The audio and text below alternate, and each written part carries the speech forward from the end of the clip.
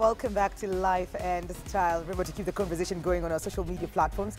KTN Life and Style on Facebook, KTN Life _Style on Twitter and Instagram.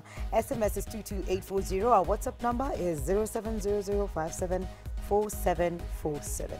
Now we are on Motivate, and we're glad to have Kevin Okora in studio. Karibu sana. Thank you. The owner of the Noble Hotel Eldoret and Conference Center. And Conference Center. And I've been there before. I have to say, it's a beautiful hotel. Thank you. Thank you. Thank you for hosting KTN Ultimate Challenge. We're there for what, about a week?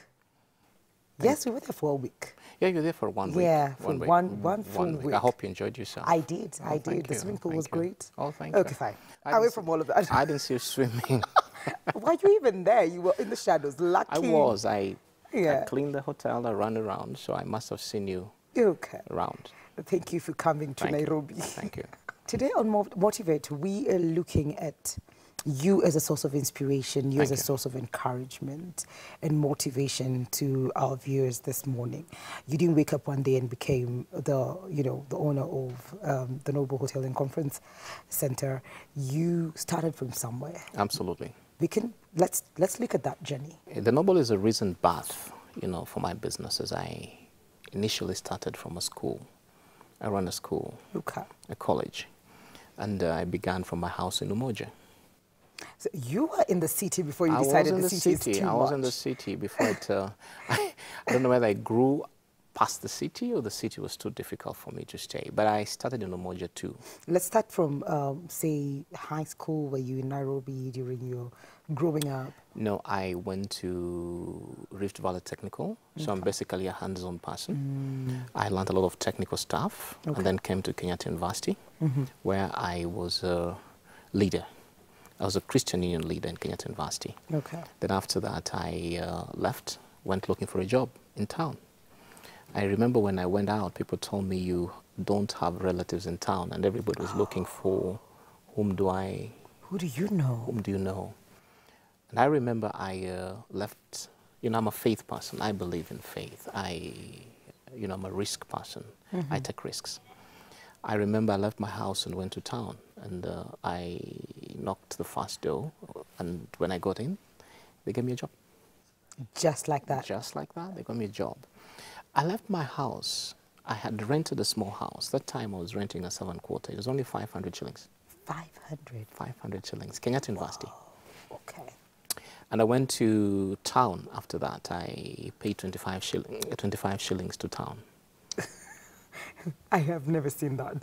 25 shillings to town. And when I got to town, I knocked the first door, they gave me a job. But I had prayed. I told the Lord that you multiplied fish and bread. I'm going to town. I have no relatives. I come from a fairly poor family. And I don't know anybody in Nairobi. I hope that the first office I knock to, you'll give me a job. And sure enough, God answered my prayer. First place I went, and then I went to another place. And after you've already been told yes. Absolutely. These guys were going to pay me 5,000 shillings. What year are we talking about? 1991. Okay. 1991. So I left there and went to another place again, and they gave me a job. So I had 2 jobs. I took the one that was paying more, and I went for the one that was paying 7,000 shillings. You got 2 yeses? 2 yeses. Same day. One day. I got 2 yeses when a couple of my friends didn't have a job for more than a year. What? And I started from there. 7,000 shillings in 1991 was a fairly good amount of money. I'd rent a house in Umoja. What were you studying? What kind of job were you looking for? I was looking for a computer instructor. Okay. And I went to one of the colleges in town, and they allowed me. Went to somewhere else, they allowed me. In fact, the job that I went to, I started teaching, and they didn't even ask me for papers. They asked me for papers when I was leaving. When I resigned, that's when they went to the file, looked for papers, and realized I actually didn't have a file. But I was one of the best teachers. I did an extremely good job. That Asian guy could not release me. So when I asked him for salary increment, he said, no, I wouldn't give you. When I resigned, he requested for my papers, and he realized they don't have papers. They don't have papers. Wow. Yeah. And so I left there and went to somewhere else where they again employed me on the basis of where I came from because they had had my fame. I'm a very good teacher. When I decide to teach, I can teach pretty well. Okay. And so these are the guys actually had poached me. And I went there, worked for another 1 year. Then after that, I got very stressed because I was running a company for a gentleman and I was doing the donkey work, doing everything. I would make for him around $500,000. And he would pay me 10,000 shillings. I remember I got very stressed and resigned because I had pressure. 1993, no job, right in Umoja, wondering what you do, and I figured out something.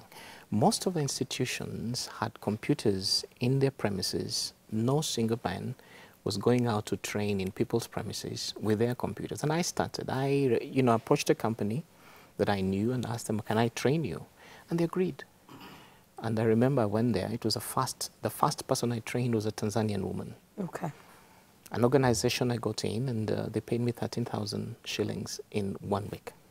1 week? Yes. After that... That must have been a turning point. Could you believe it? I tell you, I couldn't believe it. After that, some Dutch guy came to that organization, saw what I was doing, requested me to travel all the way to E10. And I went there, and he gave me some people to train.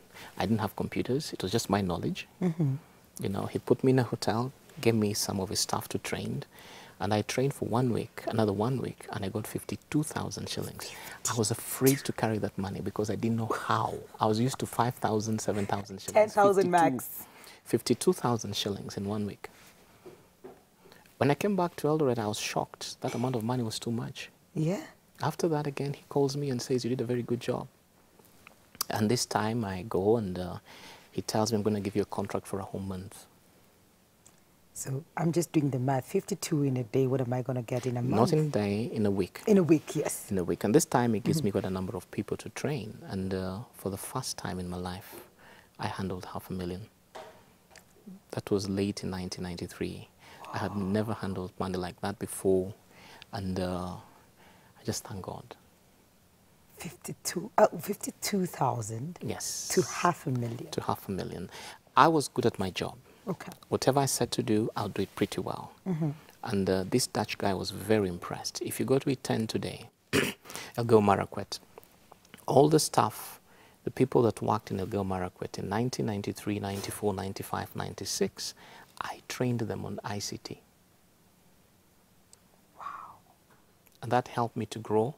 When I left there, I came back to Nairobi and set up a computer college. I could now rent a place and put a few teachers there. But it was still boring because I was not doing too much of in-house training, you know, within the premises. I used to go out. Okay. And this Dutch guy resigns from, not resigns, but was transferred from E10. It was a Dutch program, a Dutch government-funded program. And so he goes to Nanyuki. And in Nanyuki, he calls me again and says, what you did in Elgeyo Marakwet, come and do the same thing in Nanyuki. And I spent another 3-4 years in Nanyuki, training the staff and educating them and equipping them for ICT. After all of that, your college is going on? My college was going on. I was traveling quite a lot. Like every day I was out. Would leave on a Monday, come on a Friday. And that's how I was able to build my small capital. To move on. This Dutch guy was an amazing guy. I never knew him, but he believed in me. He looked at what I was doing, he believed in me. Apparently the first contract I got, there were other companies that had applied. At this point, did you have a company where you were just working solo? I used 3,000 shillings to register a company. When I resigned, I had 3,000 shillings in my pocket. I remember I went to the AG and, you know, registered a company. In 3-4 days, I had a company, and that's the one I was trading with. One-man company? Yes. It was just smooth. Briefcase. Who's the director? Kevin. Who's the secretary? Kevin. Accountant? Kevin. Everybody, Kevin. Kevin. Yeah. I began this thing without knowing how to run a company. And I remember one time when he paid me, the first time he paid me 52,000 shillings, I sent him an invoice. I didn't know the difference between an invoice and a receipt. But he believed in me. And I think one of the most important things is to believe in somebody. It's true. He took me from dust to riches. And every time I kept on wondering, why is this guy on me? Yeah. When I finished my work in Nanyuki, and he realized I'm stable, he called me to his house. And we were taking coffee in the night. He said, please sleep in my house. I slept in his house. We sat there until very late in the night. Then he asked me, Kevin, are you stable now? So he knew this whole time? 6 years. This whole Are you time? stable? Wow. I said, yes, I am. He said, I'm done with you. Just like that? Just like that. God sent, knew what he was supposed to do with your life, made sure he did it, and then he left. I owe him everything in my life. So when did we move from living in Nairobi, the hustle and bustle of Nairobi, and move all the way to I used to Eldoret? go to Iten several times, and I happened to fall in love with Eldoret. But then I also went to school in Eldoret. Yeah. And so this particular time I go to Eldoret, and we went to the show. We had a show, and I thought, let me go and do some exhibition of the show. We get there, and I just fall in love with Eldoret. I didn't like the city because I'm not a city boy. I wasn't born in the city. I was born out, in the village. I'm used to village life. So all these vehicles and pollution and too many people, I don't like it. So when I went back to Eldoret, I loved it. And I thought, wow, why can't I set up my company here? It didn't take me like a week. I remember I closed my office in less than 2 weeks and moved to Eldoret. Set up a computer shop, set up a computer college, and called the guys in Nairobi and said, it's done. I don't want Nairobi. What do they do now? Do they continue with the college, or did you close it down? I closed it down. I just didn't like the city. When I got opportunities in Eldoret, I remember it just took me 2 weeks. I told the guys in Nairobi, it's done. I don't think I want Nairobi. Because as I told you, my life is village life. I liked that village. I like, space. I like my free space. And I moved down to Eldoret. It was actually a rash decision, but I don't regret it. That was way back. We're talking early 1990s. 94 now, 95 is when I moved down to Eldoret. So all of this is happening in the early 90s. Comparing that to what you're seeing the young people do with their lives right now, what did you see is the big difference between what you did and what we're doing right now? I have a problem with a big population of young people and the rich quick, the get rich quick mentality. Nobody wants to invest and wait. A farmer goes to the farm, plants, waits for more than 6-7 months before he harvests. I leave college. I want to plant maize tomorrow. I want to harvest it tomorrow. I plant maize today. I want to harvest it tomorrow. The gift of patience, just to wait for something to mature up and we finally harvest. There's a big difference. We are too rush. We want instant riches. And I don't think that is right. That's the biggest problem I have with the generation today. Nobody wants to wait. Nobody wants to work hard. Nobody wants to put his effort into something. Nobody wants to build and hope that it will grow, be patient to see it grow, and finally harvest from it. I want it now. Now. And that's the problem. We are living in a time where most of young people don't want to work, but they want to earn. It's sad. It's so sad. Very sad. You want to grow rich, but you don't want to work for your riches. It's so sad. That's the kind of generation we're having today. I come from a generation where we worked. My father was never a polite father. I remember at 5 o'clock every morning. 5 a.m.? Yes. He woke us up. Whether there is work or no work, you are awake. To do what at 5 a.m.? Well, clean the house. Yeah, make breakfast. Make breakfast. Yeah. Go and milk the cows. Okay. Or sometimes you just wake up and do nothing. Just doesn't want to see you in bed. You get me? You wanted good things. We are living in a Facebook generation where people want to be on Facebook, want to be on Twitter, they want to be on WhatsApp. It's terrible.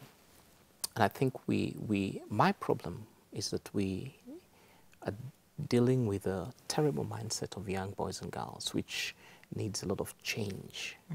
That will take time. Okay. It's a digital generation. I'm personally very worried about it because I have employees. I run the Noble, 200 staff. It's terrible. So you see this every single day? I see this every single day. It's not easy. When did we switch from computer to a hotel? Let me tell you, I was organizing a seminar one time for some people in a hotel in Eldoret. Because of my travel, I fell in love with hotels. I used to sample this and sample that and sample this, sample that. So I got to this hotel after I'd organized my seminar, and I find that they had not arranged the hall. The place was not arranged. 5 o'clock, I have a cocktail, people have come, the seats are not arranged. I go to this hall, and the general manager, who was having a meeting in the hall I'm supposed to be, to be having my meeting, seems very evasive. And so I confront him. I ask him, hey guy, I have a seminar. We negotiated. Yeah. What happened? The guy says, come to my office. I go to his office. He says, well, we'll talk later. So my people, the ones who arranged the hall. And then later the next day, when I was going to pay, he tells me, if you thought you would get another place, you'd have gone. Oh, good Lord. Such attitude. Terrible. It was 2006. Said, if you have another place, go. Did you have another place? I didn't. Okay. He knew what he was doing. There were very few hotels in Eldoret at that time. And so he's like, if you don't want, tafuta mali utaenda. And that thing haunted me. Every time I went to sleep, I would dream, if you have another place, go. I had bought this land, which I wanted to sell. And I had traveled to the US. When I came back, I went through a very good conference facility in the US. And when I came back, I looked at the land. I could still hear that voice. If you have another place, go. And I remember I started building the hotel without any architectural drawing. I had this drive in me to prove that guy wrong, that I can put up a hotel. I started building without money. Remember, 2008, when we had the PV, nobody was building. Everybody had run away. The hardwares were having no money, no business. That's the time I began to build. And people ask me, how would you do this?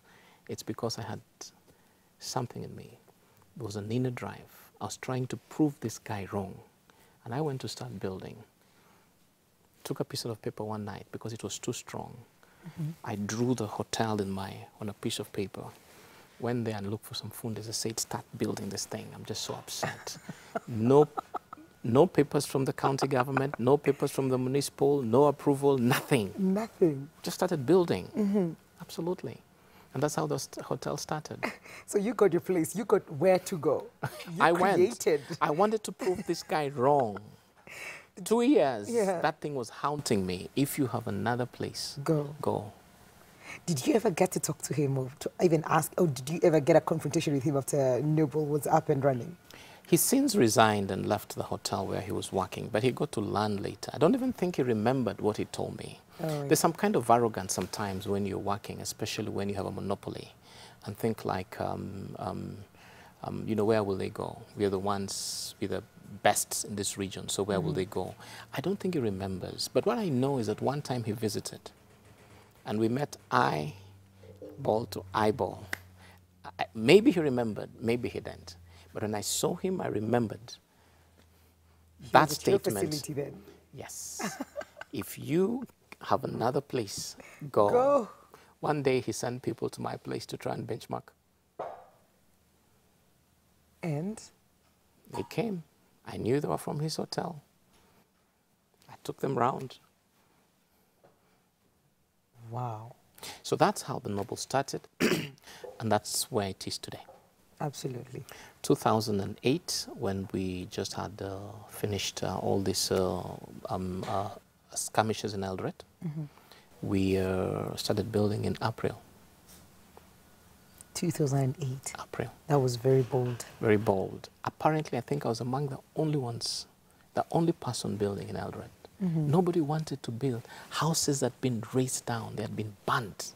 And you're busy putting up. I was busy putting up. I would buy cement so cheaply because, you know, I would pay fundis so cheaply because they don't have work. Get me? Yeah. But I think the inner drive, sometimes it's good to push somebody. That kind of frustration helped me to build up the hotel, and I like it. I tend to think that when we are too comfortable, we don't think. Absolutely. Sometimes I need to hurt you, I need to hit you, I need to annoy you to get you to do something. Get you out of your comfort zone. I thank that gentleman 100 times. Because of saying those words. Bless him. Because of being arrogant. Bless him. Actually, they say that you're where you are sometimes because of the people that hurt you. Absolutely. Growing up. So Absolutely. They pushed you away, and that was the only reason pushing you forward to, you know, just make it work, because you need to prove a point to someone and to yourself that you can actually do this. I hope to get him one of these days and buy him a gift. Buy him a gift. Absolutely. Like a thank you gift. Yes, thank you card. If it was not you, I wouldn't have put up this facility. Okay. I was going to sell the land. Yeah. Yes. Then you had something to do with it. I had something to do, so I thank him. That's how the hotel started, and right now we are where we are. Okay. Yeah. And I have to say the facility is amazing. Thank you. And the conference center as well. Thank you. Really Thank good. you. Thank you. We've had you grow from university students, from the first job to $500,000 to computer colleges to a hotel. What next? And I'm saying this because I have a hint of what next, but I just want to hear you say, where are we going next? Looks like you've gotten to the point where everything I wanted, everything I craved for, everything I needed, I have. Is that it for you, or are we pushing forward for something else? I naturally am a leader. And I think I get a lot of frustration in seeing certain things not running pretty well. I currently am running a college which I have had to change, make very bold decisions on the college also. I'm running an academy, kindergarten. Teacher at heart. Yes, because I feel I need to mold those young boys and girls. I started a regional TV station. In Eldoret? Yes, just regional. Okay. Talk about regional staff and build capacity for the people in Eldoret. And the next thing I want to do is I want to get into politics. You know, I had a hint that you're going to get into politics. Oh, that's what you're going to see next. But why politics? I have frustration again. Sometimes I'm not the kind of a guy who would see things not running right and sit down. Okay. No. We've talked about good leadership. We've talked about development. We've talked about this country not moving the right way. They say when good people do not talk, bad things thrive. True. And that's why I decided, let me put my foot into this thing. Let me see whether I can help make decisions, help shape the opinions of this country, which I want to do. It's one thing to grow rich and die rich. But it's another thing to grow rich and die with so many people, make so many people rich. Yeah. It doesn't give me joy and happiness to be one rich guy in the middle of very many poor people. There's no happiness in it.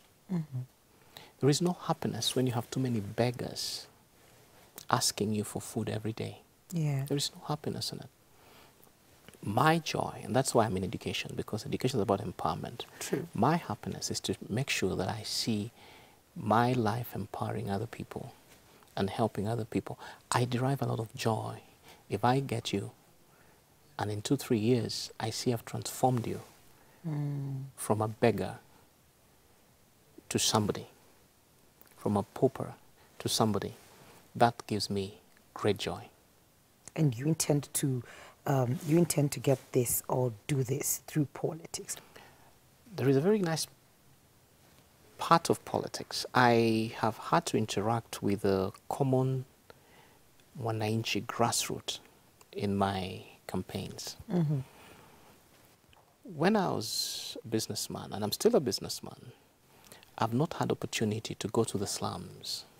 Politics has given me the opportunity to enter homes and houses I would never ever have entered.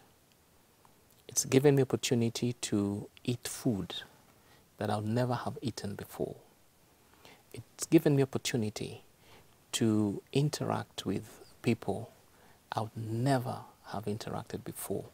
That gives me great joy because it's brought me down there to feel like they feel, to cry like they cry.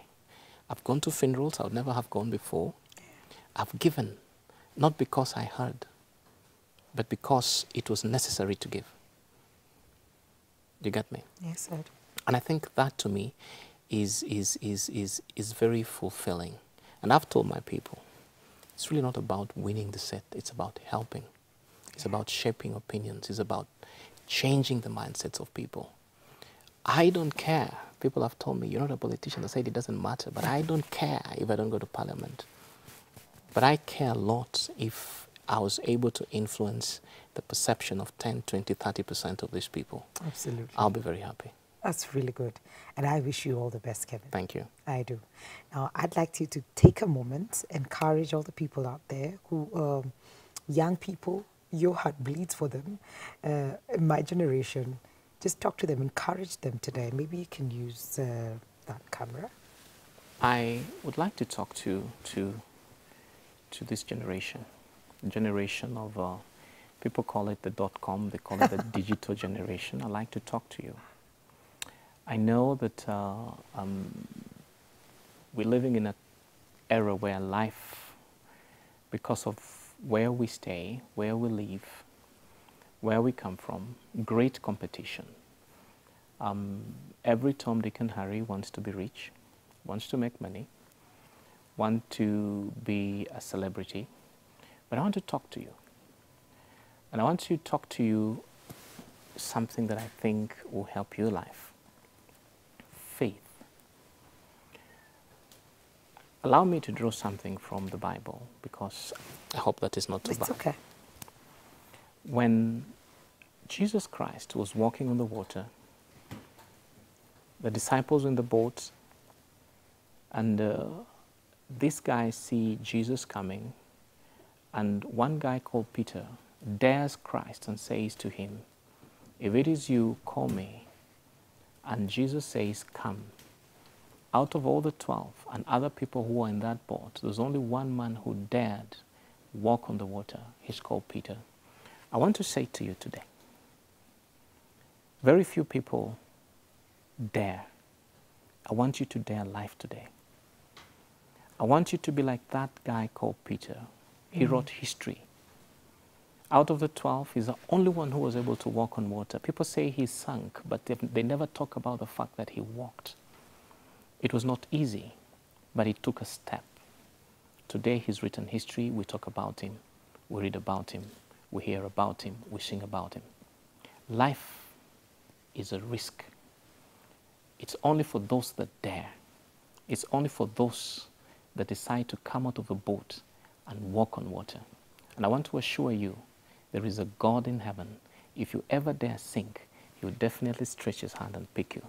So I want to say to you that this mentality of growing rich, I want to get it. I want to make it in life. Will take you nowhere. It's about hard work. It's about sheer determination. It's about passion. It's about enthusiasm. You need to come out of your comfort zone and make a difference. God bless you. Absolutely. Thank you so much for that. And welcome again on the show. Thank you. All right. There you have it. I'm sure this is not the first time you've had this on this show, on this particular segment called Motivate every single Thursday. We've had someone sit on this couch and tell us, you have to be a farmer. You cannot dare to dream big and be a hunter. Because a hunter walks in and they're not sure what they're going to get. They just hope they're going to get a rabbit today, or maybe I'll get a bat, or maybe I'll get a gazelle, whatever we'll get. But a farmer plants and knows what I expect to get after 6-7 months. You need to have that patience. Dare to dream, dare to walk that dream into reality, and you'll definitely see your hard work come into fruition. This has been Motivate. We're taking a very short commercial break. When we come back, we'll have Catherine Mwangi on books and blogs, and later on, we'll have Restaurant of the Week. Don't go too far. We'll be right back. The reason why people feel the fear and the self-doubt is flying solo. But the moment you embrace that, then something changes.